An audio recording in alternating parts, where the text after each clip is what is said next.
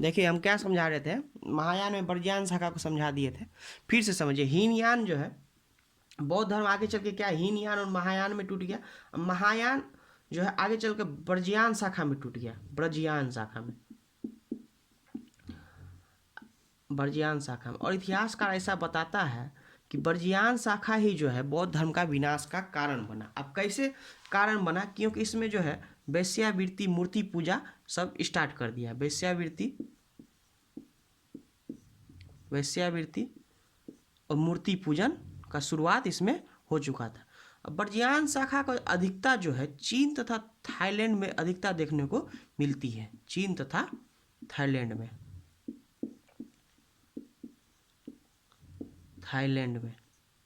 इसकी अधिकता देखने को मिलती है। बर्जियान शाखा का शिक्षा जो है भारत के बिहार में स्थित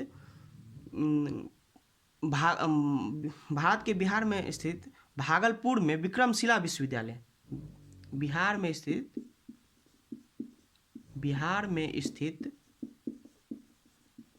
विक्रमशिला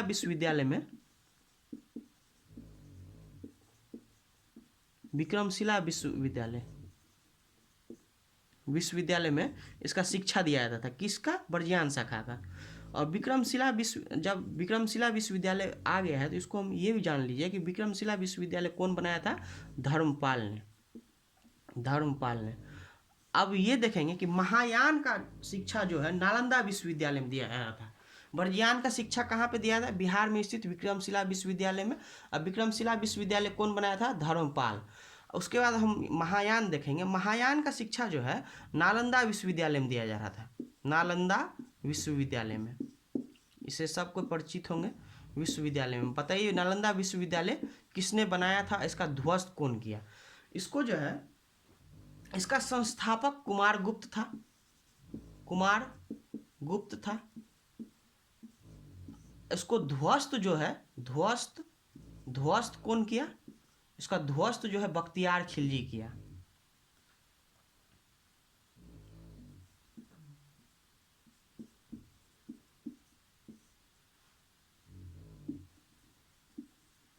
ध्वस्त कौन किया? बख्तियार खिलजी किया। फिर से समझिए, देखिए बौद्ध धर्म में 4 बौद्ध संगीति हुआ। उसके बाद बौद्ध धर्म 2 भागों में बट गया, हीनयान और महायान। हीनयान जो है महात्मा बुद्ध के उपदेशों में कोई परिवर्तन नहीं किया। महायान जो है उसके उपदेशों में परिवर्तन कर दिया, आधुनिक रूप दे दिया। और महायान आगे चलकर बर्जियान शाखा में टूट गया।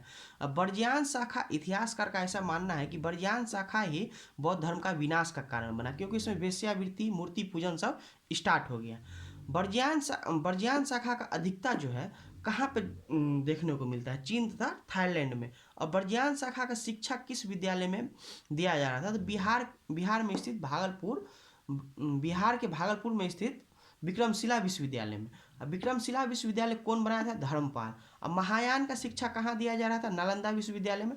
और नालंदा विश्वविद्यालय कौन बनाया? कुमार गुप्त। और ध्वस्त कौन किया? बख्तियार खिलजी।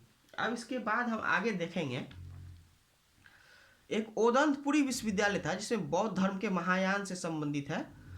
एक ओदंतपुरी विश्वविद्यालय भी था। इस दोनों को समझ लिए, महायान से संबंधित एक ओदंतपुरी विश्वविद्यालय भी था। अब इसको समझेंगे।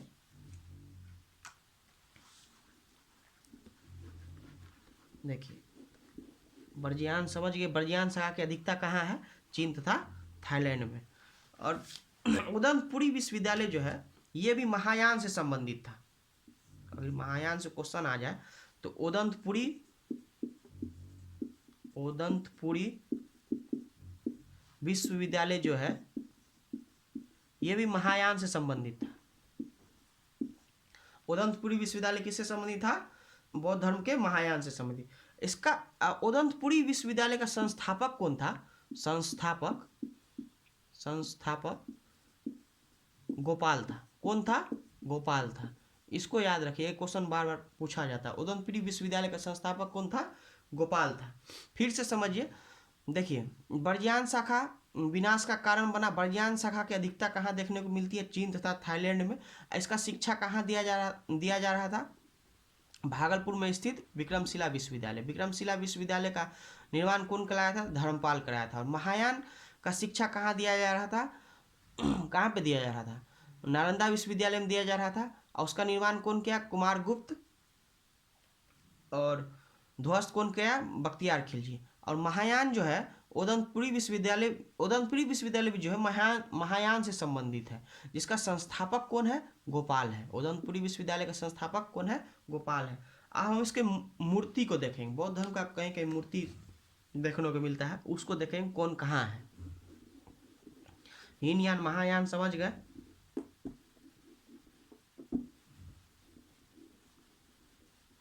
अब देखिए, सारनाथ की भूमि स्पर्श मुद्रा वाले बुद्ध की प्रतिमा गुप्त काल में बनाई गई। एक स्पर्श मुद्रा वाली बुद्ध की प्रतिमा है सारनाथ की भूमि पर। सारनाथ की भूमि पर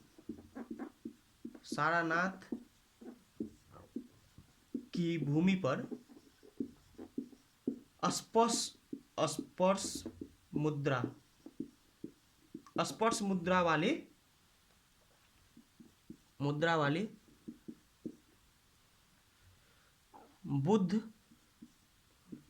बुद्ध की प्रतिमा जो है, स्पर्श मुद्रा वाली बुद्ध की प्रतिमा गुप्त काल में बनाई गई थी। कहाँ पे? सारनाथ में। स्पर्श मुद्रा वाली बुद्ध की प्रतिमा गुप्त काल में बनाई गई थी। गुप्त काल में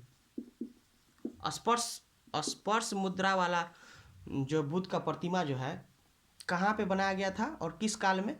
गुप्त काल में बनाया गया था और सारनाथ में बनाया गया था। एक बुद्ध का खड़ी प्रतिमा मिलता है जो कि कुषाण काल में बनाई गई थी। एक बुद्ध का खड़ी प्रतिमा कुषाण काल में कैसी प्रतिमा बनाई गई थी? बुद्ध का खड़ी प्रतिमा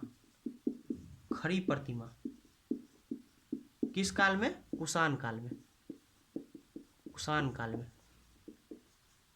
गुप्त काल में कैसा? स्पर्श मुद्रा वाली। कुषाण काल में कैसे? खड़ी बुद्ध का खड़ी प्रतिमा। क्वेश्चन ऐसे आ जाएगा कि गुप्त काल में जो है महात्मा बुद्ध का कैसा प्रतिमा मिला है? तो स्पर्श मुद्रा वाली।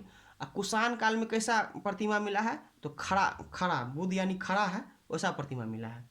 उसके बाद जो है गौतम बुद्ध को जो है देवता का स्थान जो है कनिष्क ने दिया है। गौतम बुद्ध जो है बुद्ध को देवता का स्थान जो है देवता का स्थान किसने दिया है?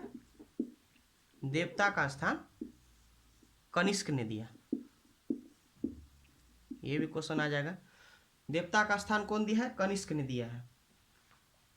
अब भारत में जो है मूर्ति पूजन जो शुरुआत है, अभी हम लोग मूर्ति का जो पूजन करते हैं, इसका प्रारंभ जो है बुद्ध की प्रतिमा से ही हुआ है। सबसे पहले भारत में बुद्ध की प्रतिमा का ही पूजा किया गया है। तो यहाँ से ये भी लिख सकते हैं आप कि भारत में सबसे पहले जिस मानव प्रतिमा को पूजा गया वह बुद्ध की प्रतिमा थी, और इसी के समय से मूर्ति पूजा का नींव रखा गया है। इसको लिख लीजिए कि यानी कि भारत में जो है मूर्ति पूजन का शुरुआत कहाँ से हुआ है? बुद्ध की प्रतिमा, सबसे पहले बुद्ध की प्रतिमा को ही पूजा गया है, तब जो है अभी जो मूर्ति पूजन शुरुआत हुआ है इसी को देखकर। चलिए, एक है बुद्ध की 80 फीट की प्रतिमा जो बोध गया में है, उसे जापानियों द्वारा निर्मित किया गया। बोध गया में जो है 80 फीट की एक प्रतिमा है। बोध गया में, जो बिहार से होंगे बोध गया गए होंगे, बोध गया में 80 फीट का एक प्रतिमा है। 80 फीट का प्रतिमा है। उसको कौन बनाया है? बनाया है जापानियों ने बनाया है। किसने बनाया है? जापानियों ने। किसने बनाया है? जापानियों ने। बोध गया में 80 फीट का एक महात्मा बुद्ध का प्रतिमा है। 80 फीट का, कितने फीट का? 80 फीट का, जिसको जापानियों ने बनाया है। इसका प्रथम मूर्ति शैली जो था मथुरा शैली में थी। प्रथम मूर्ति शैली किस शैली में थे? प्रथम मूर्ति शैली। ये मूर्ति शैली बहुत पूछा जाता है। आजकल जो राम मंदिर बना है उसका भी कोई शैली है, हम भूल रहे हैं। प्रथम मूर्ति शैली जो है किस शैली में बना है? मथुरा शैली में बना है। मथुरा शैली में। और सार्वधिक मूर्ति जो है किस शैली में बना है? प्रथम मूर्ति शैली तो मथुरा शैली में बना है, लेकिन बुद्ध का सार्वधिक मूर्ति जो है गंधार शैली में मिला है। सार्वधिक मूर्ति जो है बुद्ध का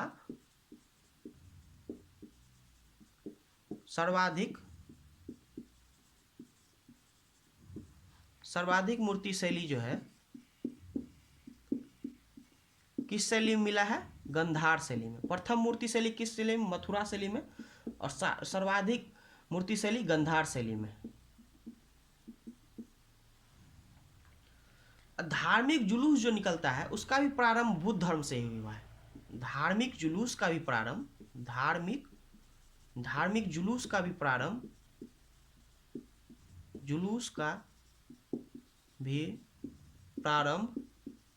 धार्मिक जुलूस का भी प्रारंभ जो है बौद्ध धर्म से हुआ है। किससे हुआ है? बौद्ध धर्म से हुआ है। बौद्ध धर्म का रामायण जो है अशुभ घोष की पुस्तक बुद्ध चरितम को कहा गया है। बौद्ध धर्म का रामायण, चलिए लाइन नहीं भाई, पहले इसी को रिपीट कर लेते हैं एक बार। देखिए गुप्त काल में कैसा मूर्ति मिला है? स्पर्श मुद्रा वाली बुद्ध का प्रतिमा मिला है। गुप्त काल में जो है बुद्ध का कैसा प्रतिमा मिला है? स्पर्श मुद्रा वाली। और कुषाण काल में कैसा मिला है? बुद्ध का खड़ा प्रतिमा। और देवता का स्थान बुद्ध को किसने दिया? कनिष्क ने दिया। देवता का स्थान बुद्ध को किसने दिया? कनिष्क ने दिया। अब बोध गया में जो 80 फीट का प्रतिमा है उसको जापानियों द्वारा निर्मित किया गया है। प्रथम मूर्ति शैली जो है मथुरा शैली में है, लेकिन सर्वाधिक मूर्ति शैली जो है गंधार शैली में है। धार्मिक जुलूस का भी प्रारंभ जो है बौद्ध धर्म से ही हुआ है। अब मूर्ति पूजन का शुरुआत भी जो है बौद्ध धर्म से हुआ है। फिर से समझिए कि धार्मिक जुलूस का प्रारंभ जो है कब से हुआ है, यानी कि धार्मिक जुलूस का प्रारंभ बौद्ध धर्म से ही हुआ है। अभी जो धार्मिक जुलूस निकलता है इसका प्रारंभ बौद्ध धर्म से ही हुआ है। और मूर्ति पूजन सब जो इसका भी प्रारंभ बौद्ध धर्म से हुआ है। लेकिन भारत में सबसे पहली मूर्ति पूजन जो किया गया है वो महात्मा बुद्ध का ही किया गया है। उसके बाद फिर उसके बाद ये प्रचलन हुआ कि मूर्ति का पूजा उसके बाद आया, लेकिन सबसे पहले किसका आया? महात्मा बुद्ध का। प्रथम मूर्ति शैली कैसा है? मथुरा शैली में है। सर्वाधिक मूर्ति शैली गंधार शैली में है। देखिए मूर्ति का एक शैली होता है। राम मंदिर, राम का जो मूर्ति बना है वो भी किसी शैली में बना है, हम भूल रहे हैं नागर शैली है कि कौन शैली है। बोध गया में जो 80 फीट का प्रतिमा है वो जापानियों द्वारा निर्मित किया गया है। अब बुद्ध का खड़ी प्रतिमा कुषाण काल में और स्पर्श मुद्रा वाला गुप्त काल में। देवता का स्थान कौन दिया है? कनिष्क ने। अब बौद्ध धर्म का रामायण किसको कहते हैं? बुद्ध चरित्रम को, जिसका राइटर है अश्व घोष। अश्व घोष जो था उपाध्यक्ष था, याद है ना? बुद्ध का जो संगीति हुआ 4 बौद्ध संगीति हुआ, चतुर्थ बौद्ध संगीति जो हुआ जिसमें उपाध्यक्ष अश्वघोष था, अध्यक्ष वसुमित्र था। तो बुद्ध का जो रामायण, बुद्ध का रामायण किसे कहा जाता है? बुद्ध चरितम को। किसे कहा जाता है? बुद्ध चरितम को। बौद्ध धर्म का रामायण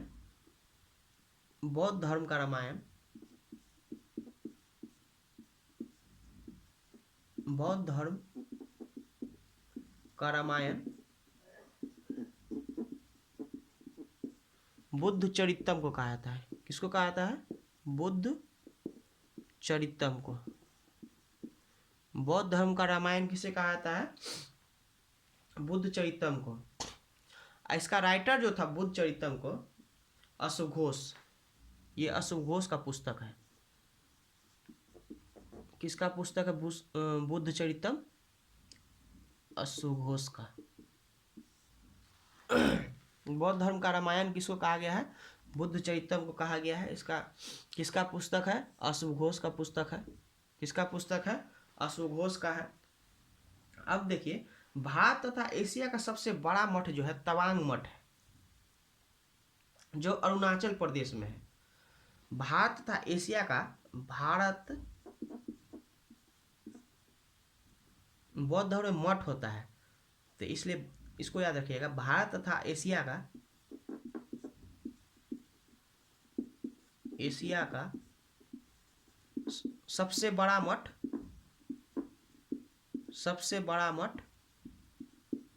तवांग मठ, तवांग मठ। ये कहाँ पे है? अरुणाचल प्रदेश में है। कहाँ पे है? अरुणाचल प्रदेश में है, अरुणाचल प्रदेश में। भारत तथा एशिया का सबसे बड़ा मठ तवांग मठ है, लेकिन विश्व का दूसरा बड़ा मठ है। विश्व का दूसरा बड़ा मठ है। तब यहां से क्वेश्चन आता है, विश्व का सबसे बड़ा मठ कौन है? विश्व का सबसे बड़ा मठ,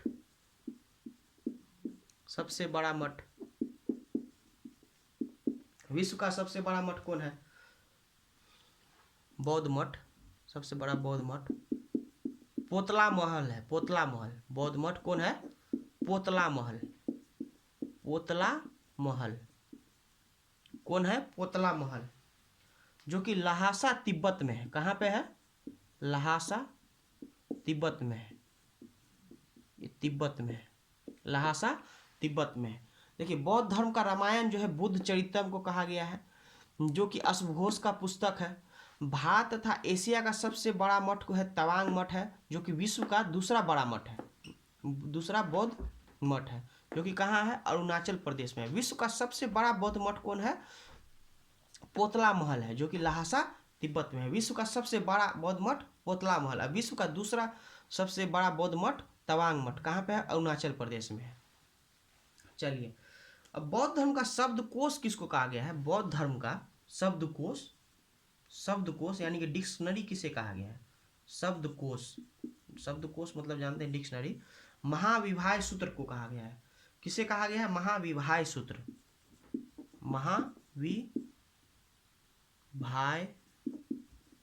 महाविभाय सूत्र को कहा गया है। किसको कहा गया है? महाविभाय सूत्र को कहा गया है। शब्दकोश किसको कहा गया है? महाविभाय सूत्र को कहा गया है। और बौद्ध धर्म को अपनाने वाला शासक था, जैन धर्म को भी अपनाने वाला शासक था, उसी प्रकार बौद्ध धर्म को भी अपनाने वाला शासक है। बौद्ध धर्म को अपनाने वाला शासक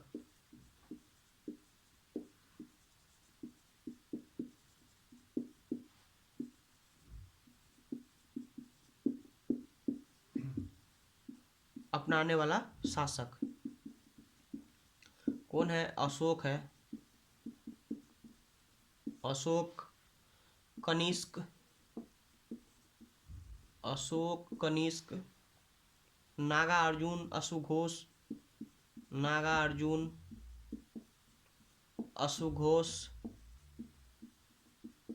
चंद्रगुप्त मौर्य किस धर्म को मानता था? तो जैन धर्म को। जैन धर्म में पढ़ा चुके हैं हमको। अशुघोष था, वसुमित्र था। देखिए, बौद्ध धर्म को अपनाने वाला शासक कौन था? अशोक था, कनिष्क था। मेरे साथ बोलिए, अशोक था, कनिष्क था, नागार्जुन था, अशुघोष था और वसुमित्र था। आज बौद्ध धर्म का जो शब्दकोश है यानी डिक्शनरी किसको कहा गया? महाविभाय सूत्र को कहा गया है। अब विश्व का सबसे बड़ा बौद्ध मठ कहाँ पे है? अरुणाचल प्रदेश में है। नाम क्या है? तवांग मठ है। विश्व का दूसरा सबसे बड़ा विश्व का दूसरा सबसे बड़ा मठ कौन है? तवांग मठ है। विश्व का, गलती हो गया था, फिर से सुनिए, विश्व का दूसरा सबसे बड़ा बौद्ध मठ तवांग मठ है, जो कि अरुणाचल प्रदेश में है। और विश्व का सबसे बड़ा बौद्ध मठ कौन है? पोतला महल है। कहाँ पे है? लहासा तिब्बत में है। और भारत तथा एशिया का सबसे बड़ा मठ तवांग मठ है, जो कि विश्व का दूसरा सबसे बड़ा मठ है, अरुणाचल प्रदेश में है। अब बौद्ध धर्म का रामायण किसको कहा गया? बुद्ध चरितम को कहा गया। बुद्ध चरितम किसका पुस्तक है? अशुघोष का पुस्तक है। अब बौद्ध धर्म को अपनाने वाला शासक कौन कौन है? अशोक है, कनिष्क है, नागार्जुन है, अशुघोष है और वसुमित्र है। अब इसके आगे हम ये समझेंगे, बौद्ध धर्म से जुड़ी कुछ चिन्ह था, जैसे कि गर्भ है। गर्भ को किससे दर्शाया गया है? तो गर्भ को हाथी के चिन्ह से दर्शाया गया है। अब इस चिन्ह भी बहुत इंपॉर्टेंट है, तो इसको समझेंगे आप। उम्मीद करते हैं कि आप नोट्स बना रहे होंगे। नोट्स का ये फायदा है कि अपना लिखा हुआ तुरंत याद होता है।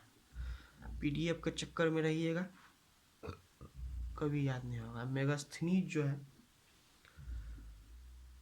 विदेशी यात्री था, वो भारत के बारे में कहा है कि भारत को पढ़ना सुनना पसंद था, लेकिन लिखना पसंद नहीं था। इसलिए सब आजकल पीडीएफ के चक्कर में रहते हैं। लिखने का आदत डालिए, याद अच्छे से होगा। अब देखिए बौद्ध धर्म से जुड़ी चिन्ह को देखते हैं। चिन्ह को, बौद्ध धर्म से जुड़ी चिन्ह को देखते हैं। देखिए गर्भ को जो है, गर्भ को हाथी चिन्ह दिया गया है। गर्भ को क्या दिया गया है? हाथी चिन्ह से दर्शाया गया है। उसके बाद जन्म को जो है कमल चिन्ह से दर्शाया गया है, कमल। उसके बाद जो है गृह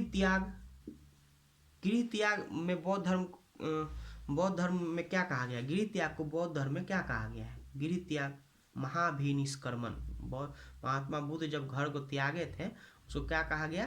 गृह त्याग। गृह त्याग को महाभिनिष्क्रमण कहा गया है बौद्ध धर्म में। इसका चिन्ह क्या है? घोड़ा।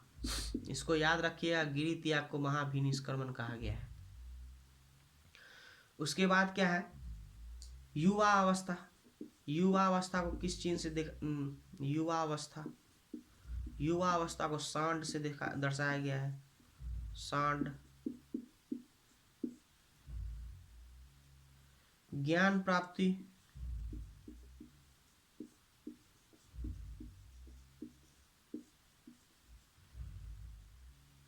बौद्ध वृक्ष।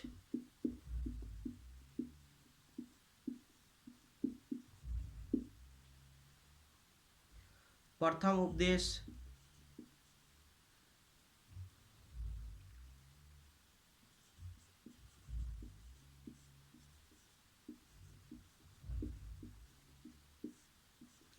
प्रथम उपदेश को जो है चक्र से दर्शाया गया है, चक्र। अब प्रथम उपदेश को जो है बौद्ध धर्म में क्या क्या कहा गया है? धर्म चक्र प्रवर्तन। प्रथम उपदेश को क्या कहा गया है? धर्म चक्र प्रवर्तन। गृह त्याग को क्या कहा गया है? महाभिनिष्क्रमण। उसके बाद है समृद्धि को किस चिन्ह से दर्शाया गया है? शेर से, समृद्धि। समृद्धि को शेर से दर्शाया गया है। निर्वाण को किससे दर्शाया गया है? निर्वाण यानी शरीर त्याग, पद चिन्ह से।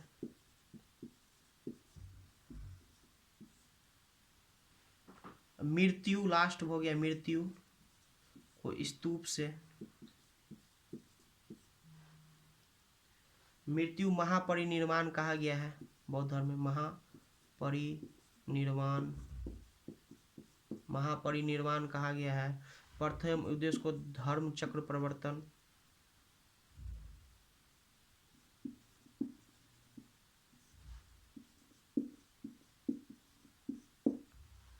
गृह त्याग को महाभिनिष्क्रमण।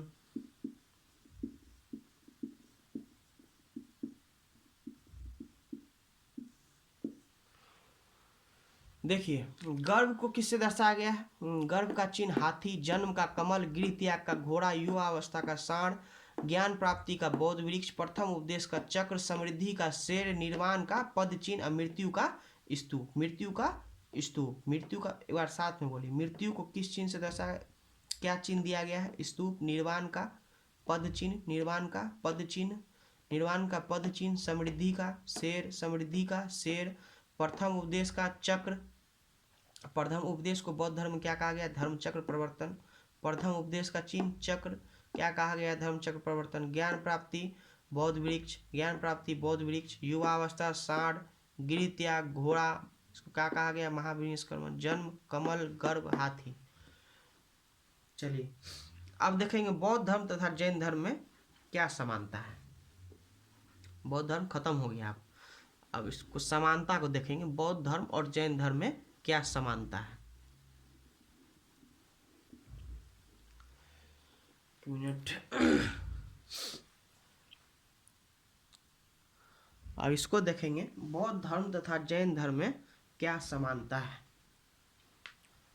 समानता को देखेंगे। समानता, बौद्ध धर्म तथा जैन धर्म में क्या समानता है।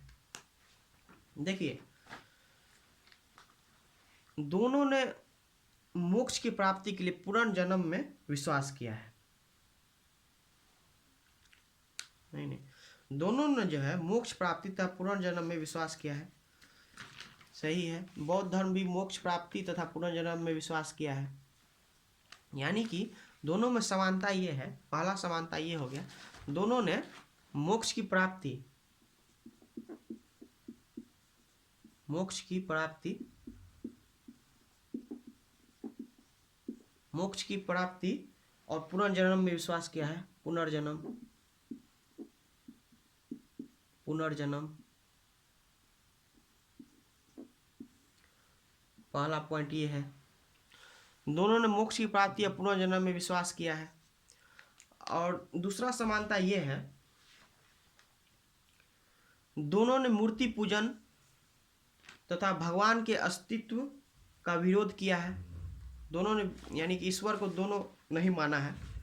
मूर्ति पूजन,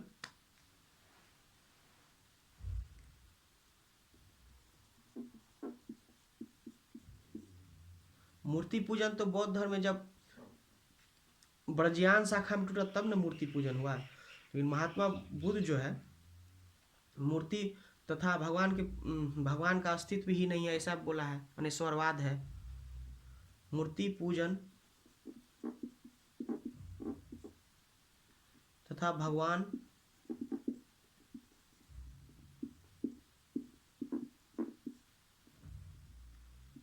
के अस्तित्व का विरोध किया है।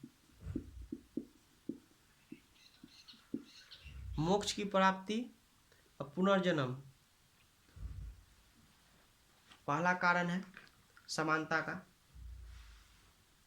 दोनों ही मोक्ष की प्राप्ति में विश्वास करते थे, पुनर्जन्म में विश्वास करते थे दोनों ही। दूसरा है मूर्ति पूजन तथा भगवान के अस्तित्व, दोनों ही नकारते थे, मूर्ति पूजन को भी नकारते थे, भगवान के अस्तित्व को भी। दोनों ने कर्म कांड का विरोध किया है, कर्म कांड का विरोध किया है।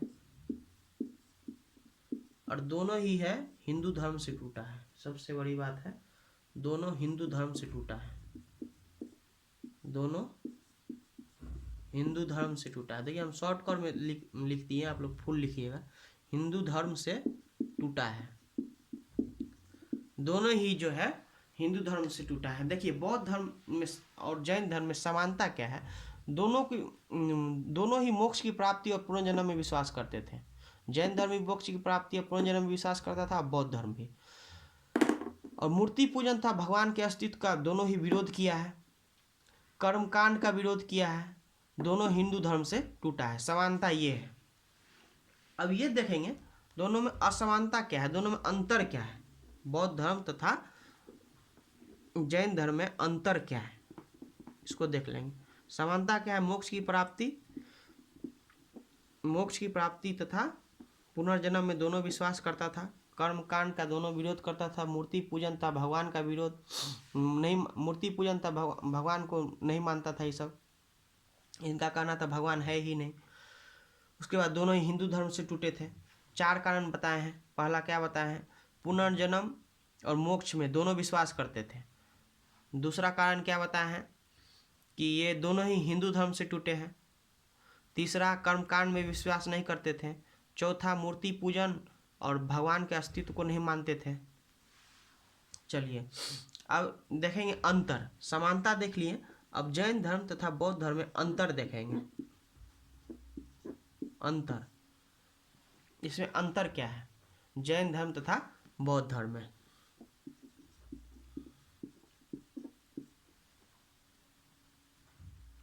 देखिए जैन धर्म जो है पुनर्जन्म का कारण आत्मा को बताया है, जबकि बौद्ध धर्म जो है अंतर ये है, पुनर्जन्म तो दोनों ही मानता था, पुनर्जन्म में दोनों का विश्वास था।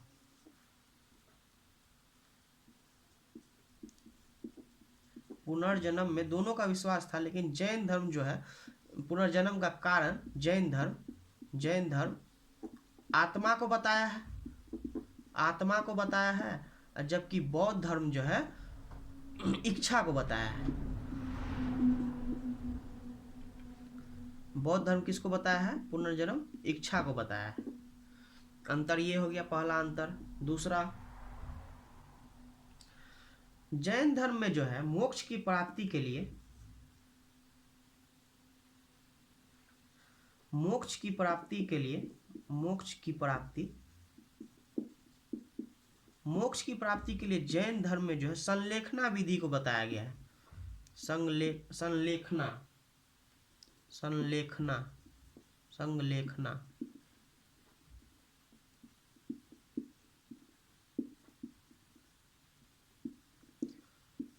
बौद्ध धर्म जो मोक्ष की प्राप्ति जो है जैन धर्म में, मोक्ष की प्राप्ति के लिए जैन धर्म में संलेखना विधि को बताया गया है और बौद्ध धर्म में जो है अष्टांगिक मार्ग को बताया गया है। बौद्ध धर्म में किसको बताया गया है? मोक्ष की प्राप्ति के लिए अष्टांगिक मार्ग को।